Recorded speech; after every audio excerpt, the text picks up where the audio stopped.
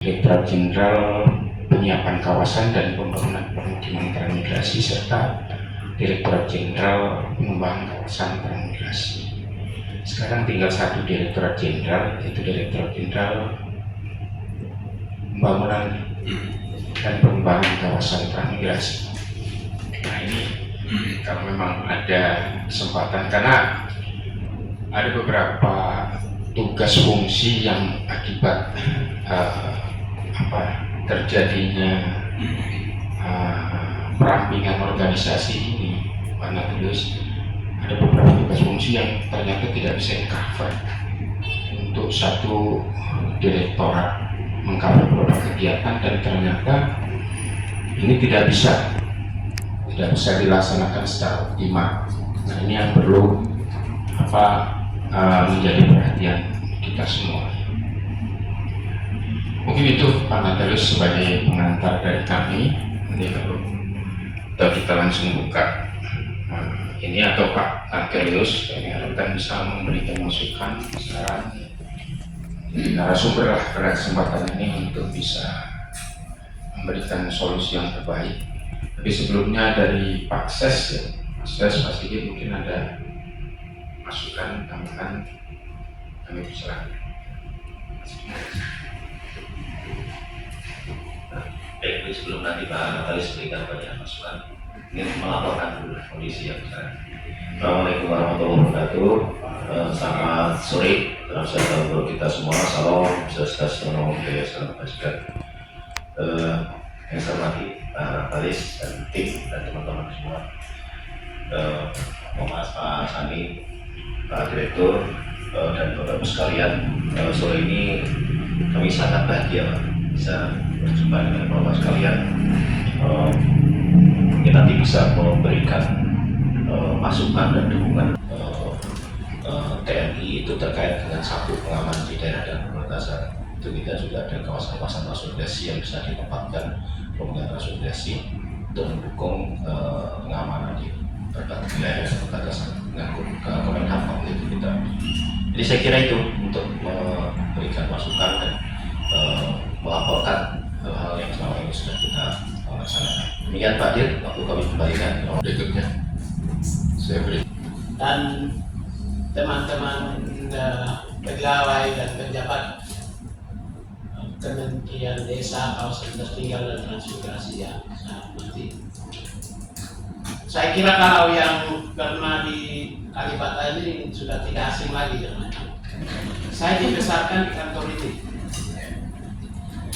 Jadi mulai dari biro ketik saya sih, tukang fotokopi, jaga parkir kadang-kadang, terus duduk di belakang, ngerumpi, sampai jadi pejabat eselon, struktural, fungsional, sampai staf khusus menteri. Jadi kalau bicara tentang Kalibata, kementerian ini saya bukan orang asing. Ini sekarang sudah setelah 15 tahun saya pulang kampung. Selama 15 tahun saya tidak pernah datang di kantor ini. Baru ini hari ini. Jadi saya tidak hanya pegawai di sini, pegawai Depnaker Trans, tapi saya pendidikan juga sekolah pembangunan desa. Saya sarjana pembangunan desa asli. Jadi di Indonesia itu cuma dua yang tokoh nasional ya. Saya tidak bisa klaim diri sebagai tokoh nasional, tapi ya boleh dikatakan lah, minimal dikenal rakyat. Itu Muhaimin Iskandar dan saya.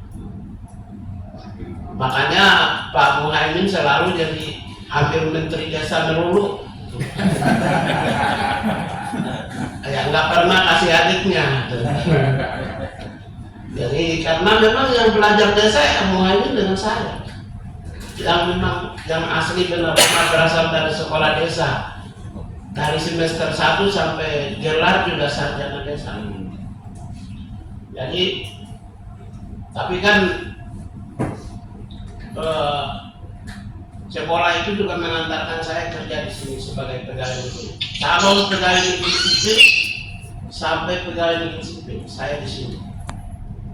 Dan kalau tadi di belakang saya masuk ke toilet langsung ditegur Deki. Saya lebih dikenal Deki, Pak. Karena ini Ibu Emi. Ibu Emi bilang Deki. Selalu di lantai 5. Nah, jangan Pak mengasih. Mengasih ya dulu ya. Jadi kalau bicara tentang kantor ini bukan kantor baru. Saya kalau di seluruh kementerian itu ada 4 lembaga yang kantor saya, yaitu Kementerian Transmigrasi, Desa dan Trans, kantor saya. Kantor saya yang kedua di Tenaga Kerja, karena pernah saya jadi eselon 4 di Direktorat Jenderal Bina Latas. Dan di Pusat Data dan Informasi Pusdatin saya Kasubit dulu.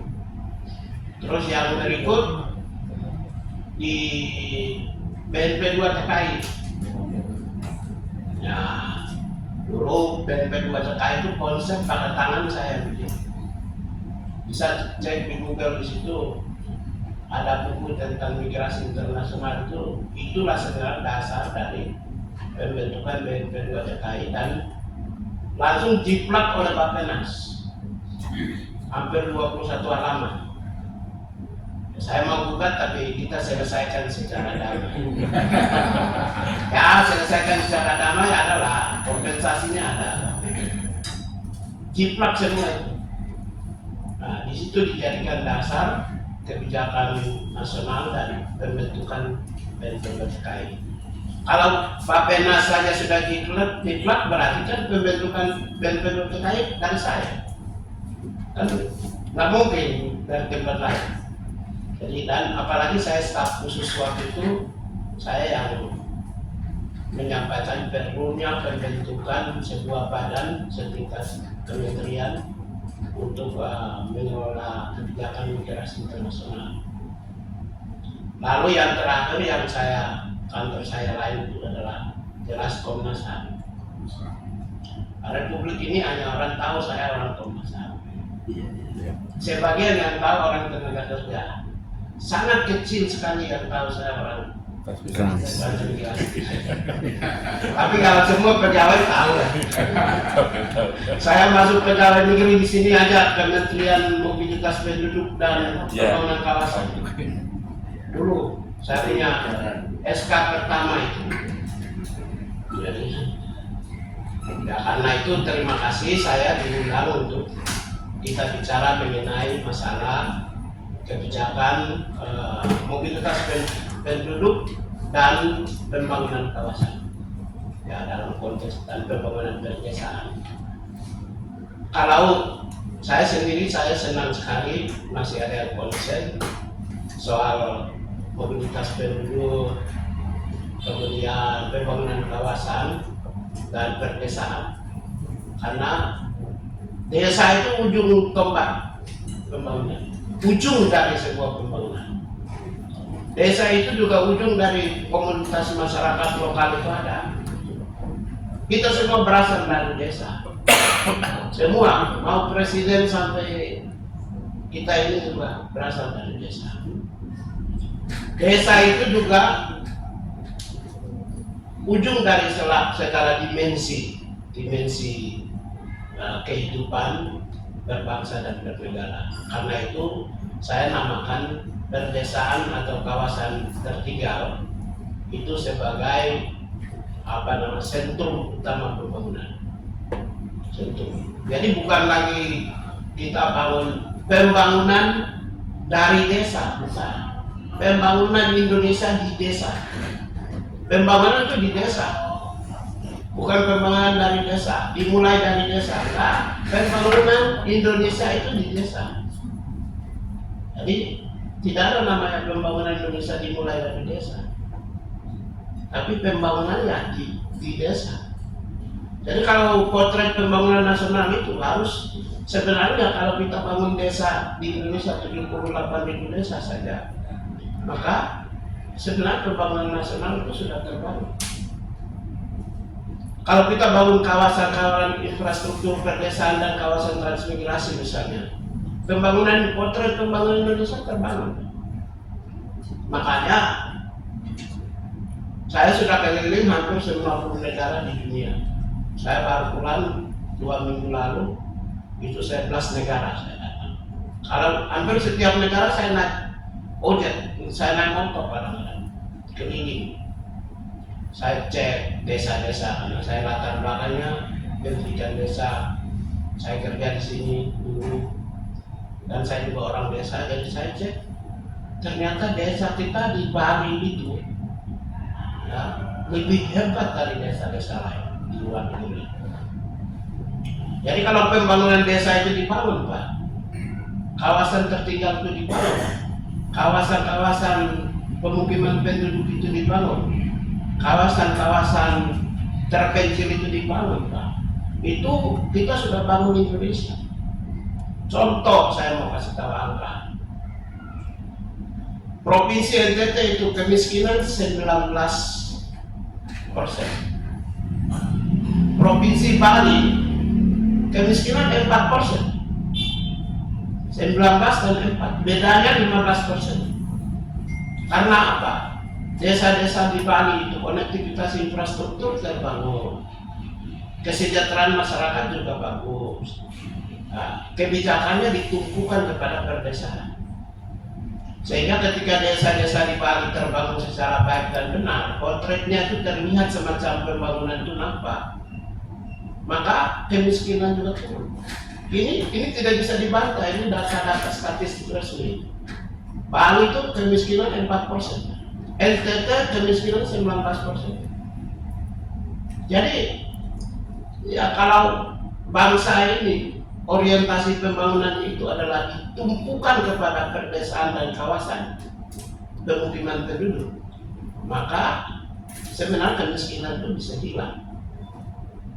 Kemiskinan tidak bisa kemiskinan dipotret dari kementerian-kementerian yang berpikir tentang metropolis, kementerian-kementerian yang berpikir tentang gedung-gedung pencakar langit dihiasi lapisan emas. Nggak bisa diukur dari kementerian yang diseberangi oleh jembatan-jembatan tanpa sungai. Nggak bisa potretnya. Harus potretnya diukur dari kementerian yang menangani desa, kementerian yang menangani penduduk perdesaan, kementerian yang menangani kawasan pemukiman perdesaan, dan orang-orang desa. Jadi ini cara pandang sekarang ini. Saya melihat kalau orientasi misalnya anggaran pembangunan nasional yang diarahkan kepada kemiskinan dan perdesaan secara keseluruhan itu hampir 17 triliun. Hampir 17 triliun. Saya punya tim sendiri, tim SDGs. Tim SDGs sudah hitung hampir 700 triliun. Orang desa, anggaran yang menyentuh langsung ke desa itu 700 triliun. Dari anggaran yang menyentuh langsung ke desa 700 triliun itu, kementerian yang menangani urusan perdesaan cuma 2,5 triliun. Dari 700 triliun. Itu nggak fair. Nggak fair. Bagaimana bisa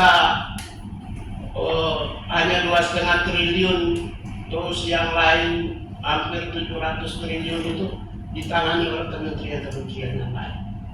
Karena itu memang perlunya peningkatan anggaran yang lebih signifikan. Peningkatan anggaran yang signifikan itu apa?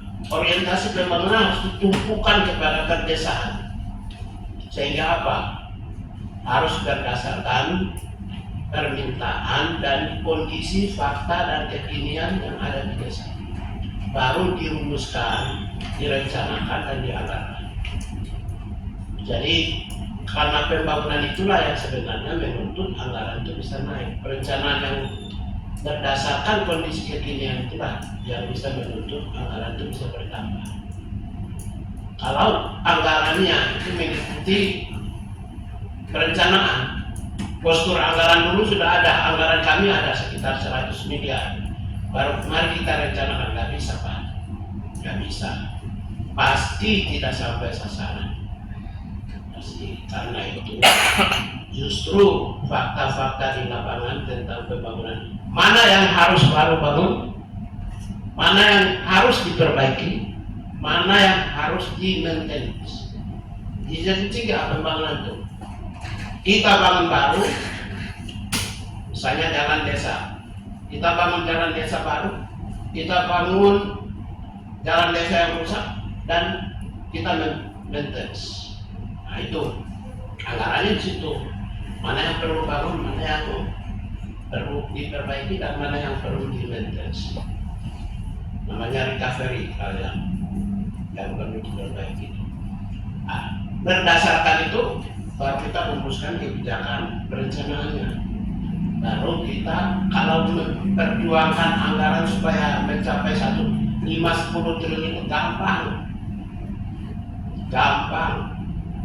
Kelakuan kementerian lain itu untuk supaya dapat 20 triliun dia bangun gedung Pak. Dia bangun jembatan yang padahal nanti gedungnya tidak pakai. Kalau kementerian ini kan bangun rakyat. Jadi ada tiga pilar utama pembangunan di kementerian ini. Yang pertama, pilar yang paling utama itu adalah orientasi manusia, mobilitas penduduk.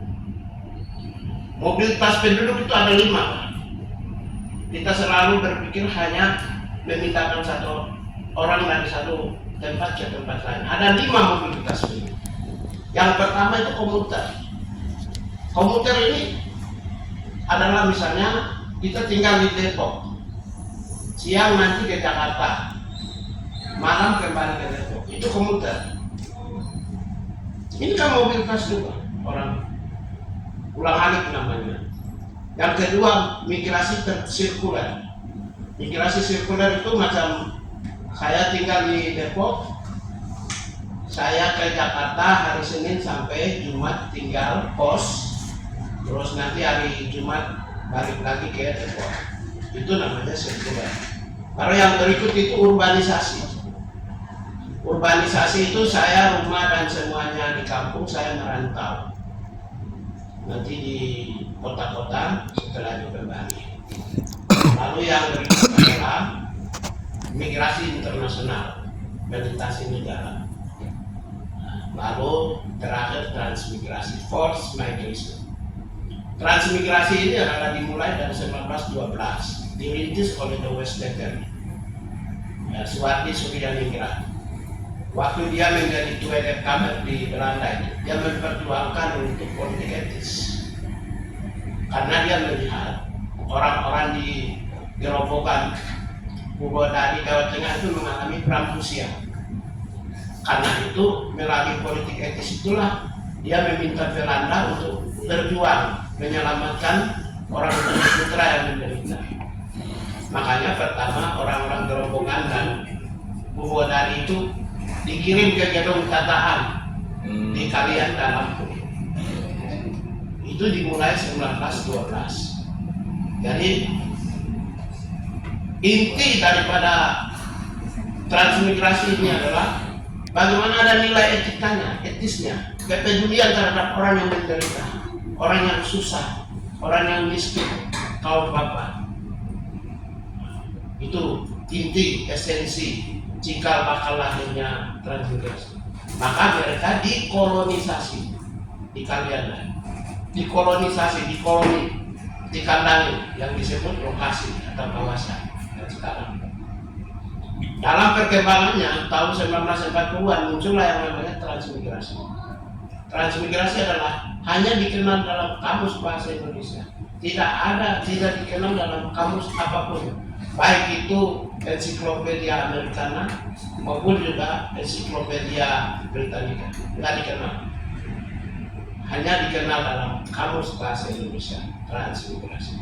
Berarti ciri khas, jati diri bangsa Indonesia. Maka disebut Indonesia sentris, itu betul soal transmigrasi.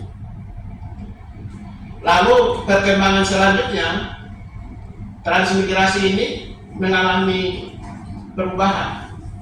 Dari transmigrasi lahirlah infrastruktur, jalan, jembatan. Dari transmigrasi lahir pula kawasan.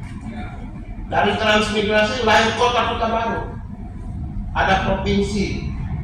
Provinsi Lampung itu provinsi transmigrasi. Baru sekarang ibu kota negara IKN adalah transmigrasi. Saya pernah 15 tahun lalu saya turun di sini, di tempat itu sebagai pegawai trans. Naik turun angkot 2 hari 2 malam saja. Sekarang mungkin cuma 10 menit. Dan buku yang saya nulis itu adalah transmigrasi dan pembangunan. Yang kalian lihat itu adalah potret sosial, ekonomi dan keberhasilan yang dicapai di kawasan trans. Maka saya menulis buku, nanti bisa lihat di perpustakaan. Sudah baca ya Pak? Nah itu. Jadi kalau orang nggak perlu menjelaskan tentang keberhasilan trans, saya menulis buku kok. Kawasan mana, lokasi mana yang sukses, mana yang jadi ibu kota, mana yang jadi ibu kota kabupaten, mana yang jadi ibu kota kecamatan, mana yang jadi ibu kota provinsi. Sekarang ibu kota negara Republik Indonesia adalah kawasan transmigrasi Sibatu. Saya 15 tahun lalu sudah datang. Jadi kalau bicara transmigrasi, ya transmigrasi adalah yang melahirkan tentang ibu kota negara, yang melahirkan ibu kota provinsi, yang melahirkan ibu kota kabupaten, yang melahirkan kota-kota dan desa-desa. Kalau begitu, transmigrasi melahirkan apa? Pusat administrasi. Ya, pusat administrasi. Berarti dia melahirkan apa? Pusat pertumbuhan ekonomi. Administration Center dan Growth Center. Transmigrasi yang melahirkan Administration Center dan Growth Center, pusat pertumbuhan ekonomi. Baru lebih luas lagi adalah pusat pertumbuhan kawasan. Kalau desa-desa itu semua terbangun, kawasan-kawasan terbangun, gampang, inflasi bisa diukur dari desa. Sekarang kan inflasi hanya dari kabupaten. Jadi menteri-menteri hanya zoom setiap minggu itu dari pusat ke bupatinya. Dan berdasarkan inflasi, misalnya pertumbuhan inflasi di tingkat kabupaten itu yang disampaikan ke pusat. Dan menteri langsung sampaikan kepada presiden bahwa angka inflasi kita naik, angka inflasi kita turun. Coba kalau Kementerian Desa ini inflasinya diukur dari desa, kita bisa kontrol hari demi hari, minggu demi minggu, sehingga kita bisa kontrol kestabilan harga pasar. Berarti kita juga mengontrol bagaimana meningkatkan masyarakat perdesaan dari sisi kesejahteraan, cukup pangan, cukup sandang. Karena itulah orientasi Pak Prabowo ini. Nah, ini saya sebagai pendukung ya, tidak ada hubungan dengan kantor, tapi sebagai pendukung. Itu anggarannya beliau serahkan kepada bagaimana membangun bangsa Indonesia raya. Kalau orang mau ingin cari uang Pak, itu bangun gedung, jembatan, jalan, ya sudah, nanti ujungnya nanti kontraktor kasih fee berapa persen. Prabowo nggak mau, kasih rakyat makan bergizi gratis, pendidikan gratis, kesehatan gratis, uangnya dikasih semua, uangnya dikasih. Makanya pembangunan IKN itu 1 tahun kemungkinan itu 1 miliar US dollar, 15 triliun, berarti 30 tahun baru pembangunan IKN bisa jadi. Karena tidak bisa kita langsung 30 miliar US dollar. Waduh, 15 triliun kali 3 Pak, 4 triliun lebih, 4 triliun, 1.400 triliun. Kalau dalam 1 tahun atau 2 tahun Pak, 1.400 triliun kemampuan APBN kita berapa? Nggak cukup Pak. Karena itu Pak Prabowo kemarin diwawancara dengan Al Jazeera, dia bilang itu 1 tahun $1 million, $1 million itu ekuivalen dengan 15 triliun. Berarti diperkirakan 30 tahun sudah tercapai, baru bisa IKN terbangun di sini. Jadi saudara-saudara sekalian, Bapak Direktur, Pak Ses dan semua para pejabat yang saya hormati, coba saya ingin berikan masukan.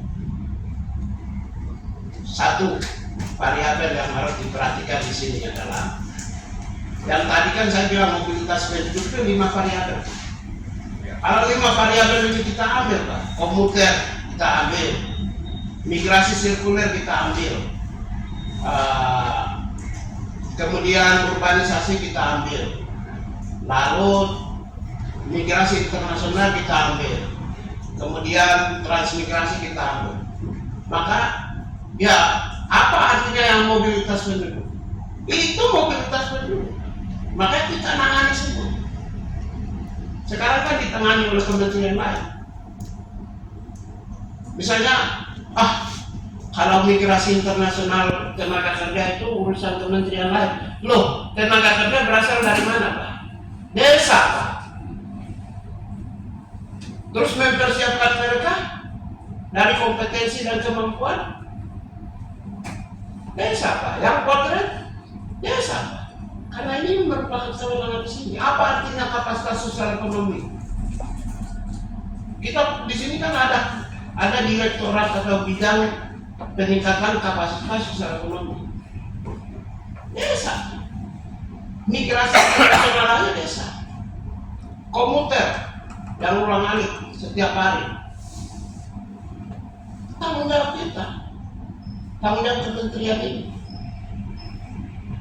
Terus urbanisasi, tanggung jawab kementerian. Migrasi sirkuler, tanggung jawab kementerian. Semua itu tanggung jawab. Bahkan mudik lebaran juga tanggung jawab sini Pak. Itu kalau kecerdasan itu memang harus melampaui Bos. Tidak bisa hanya sekedar copy paste aja. Harus cerdasnya melampaui.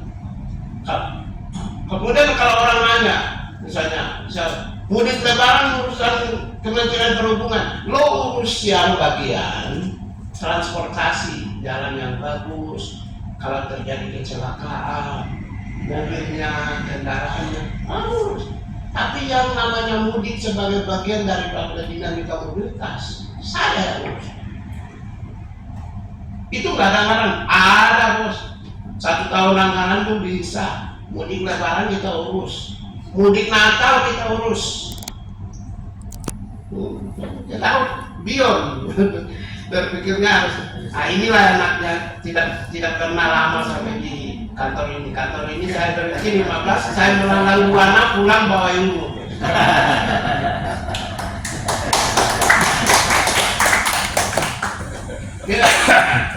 Iya, kita melanglang buana pulang bawa ilmu di sini.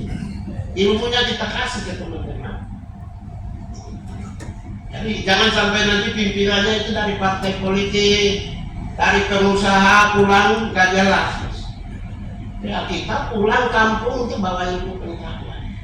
Karena itulah aspek mobilitas penduduk itu harus lihat 5 plus mudik lebaran 6 aspek. Kalau itu dirumuskan di dalam kebijakan, dianggarkan, gampang untuk berjuang. Kalau kita membantu kantor kami asal muasal kami berasal. Dari mana saya datang? Saya datang ke Jakarta ini masuk kantor dan tenaga mobilitas penduduk dan transmigrasi. Ini kantor saya. Asli Pak. Saya tidak punya saudara di Jakarta. Saya langsung dari bandara dipanggil Pak Hilal Arul Marhami Itu dari bandara langsung masuk kantor, Pak. Tasnya saya taruh di bawah, bagian biro umum, di lantai 1. Nah, ini kantor saya. Dari Papua dipanggil oleh Gus Dur Perintangan Jenderal. Langsung saya beli tiket ke bandara Soekarno-Hatta. Dari Soekarno-Hatta naik taksi langsung sini. Kantor ini sudah. Kalau tas saya taruh di biro umum, langsung naik ke lantai 2, ketemu menteri. Jadi inilah sebenarnya tempat di mana saya pertama injak di Jakarta di kantor ini. Makanya tadi itu saya sendiri, saya datang di sini. Itu dari sisi mobilitas penduduk yang tadi saya bilang. Lalu yang kedua, bagaimana pembangunan kawasan? Mobilitas penduduk dan transmigrasi tadi sudah. Bagaimana pembangunan kawasan? Pembangunan kawasan ini sebenarnya banyak aspek. Tidak hanya sekedar pembagian direktorat yang ada di sini, melampaui daripada itu. Sebenarnya pembangunan kawasan yang kecil, kawasan yang menengah, dan kawasan yang besar. Kalau kita mau serius, jangan hanya berorientasi pada kawasan yang pernah dibangun oleh transmigrasi, tapi harus beyond, melampaui kawasan hunian penduduk. Kalau kita juga melampaui kawasan hunian penduduk, bisa lebih luas. Misalnya orientasi transmigrasi lokal. Kalau orientasi transmigrasi lokal, kita bangun itu 2. Daerah asalnya, kalau dia dari kabupaten A pindah ke kabupaten B, transmigrasi lokal, maka kawasan itu disebut sebagai kawasan transmigrasi. Maka sarana, prasarana, dan fasilitas infrastruktur kita bisa bangun dua-duanya. Kawasan asal, daerah asal, maupun juga daerah penempatan. Jadi jangan hanya kita itu orientasi daerah penempatan. Terus daerah asalnya gimana loh? Kan kita mau memindahkan orang karena orang miskin. Kok tempat asal yang miskin? Miskin disebabkan karena ada miliunya, lingkungannya yang tidak menunjang. Terus lingkungannya yang tidak menunjang itu apa kita biarkan? Ambil contoh orangnya pindah. Kita juga bangun misalnya. Sini juga bangun sana, supaya dua-dua happy, bahagia. Nah itu, jadi saya buka agak gambaran yang lebih luas dari ini. Terus kemudian yang ketiga, orientasi perdesaan. Harus terintegrasi soal penanganan bidang itu ya oke lah. Misalnya Direktorat Jenderal boleh, tidak masalah. Ada Direktorat Jenderal Perdesaan, ada Direktorat Jenderal Kawasan Mobilitas Penduduk atau Transmigrasi boleh. Tetapi desa maupun transmigrasi kan sama. Orang juga sama. Ya, mereka ditempatkan di kawasan perdesaan sama. Jadi harus terintegrasi. Terintegrasi asal tidak tumpang tindih. Terintegrasi asal tidak tumpang tindih. Jadi mana yang menjadi urusan perdesaan? Urusan perdesaan kalau tata kelola pemerintah, Kementerian Dalam Negeri yang urus. Tapi pembangunan desa dan peningkatan kesejahteraan sosial masyarakat perdesaan diurus oleh di sini. Nah, peningkatan pembangunan dan peningkatan sosial masyarakat desa, ya merupakan juga tugas di sini. Tugas di sini. Maka anggarannya jangan hanya anggaran untuk kasih penjuru, itu mah kerjaan orang sekolahnya pas-pasan juga bisa, bos. Itu benar-benar tinggal ambil uang oleh negara, masukkan di kas, setiap bulan ditransfer, itu mah nggak ada kerjaan, bos. Nggak ada kerjaan, itu mah kecil, itu orang biasa juga bisa. Tapi bagaimana membangun desa di dalam konteks yang makro, ya, makro lebih luas daripada ini. Yang anggaran 700 triliun. Nah, dari 700 triliun itu bisa pindah ke sini berapa? Bisa. Jangan sampai kita ini menerima titipan dari kementerian lain. Saya yakin, aku yakin kementerian ini menangani titipan-titipan dari kementerian. Dan ke depan saya tegas, kalau sebagai orang luar ya, orang luar pemerintah, ke depan kita tegas. Tidak boleh ada titipan sini. Kalau daripada titipan sini, uangnya pindahin sini aja.